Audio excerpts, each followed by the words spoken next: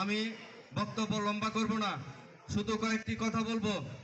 আমি দেখতে পাচ্ছি এই হবিরবাড়ি ইউনিয়নে কয়েকটি মিটিং করে এটাই আমার উপলব্ধি হয়েছে, দিন দিন হবিরবাড়ি ইউনিয়নে যেখানে আপনারা জনপ্রিয় নেত্রী, যিনি বাংলাদেশকে স্বাধীন সার্বভৌমত্ব টিকিয়ে রাখার জন্য, বাংলাদেশের গণতন্ত্র টিকিয়ে রাখার জন্য সারাটা জীবন আন্দোলন সংগ্রাম করে গেছেন, যার বদৌলতে আমরা সামনের দিকে বাংলাদেশকে অগ্রসর করার জন্য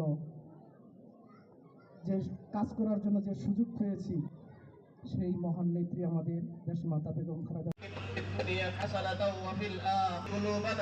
بعد إذ هديتنا وهب لنا من لدنك رحمة إنك أنت الوهاب اللهم حاسبني حسابا আমরা কিছু কথা আমরা শুনেছি।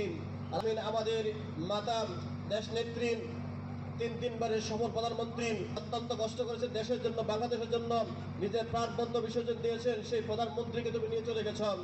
রব্বুল আলামিন সেই 12 গাছ নসিব করিয়া ওনাকে জান্নাতের উচ্চ মুকাম তুমি দান করিয়া দাও।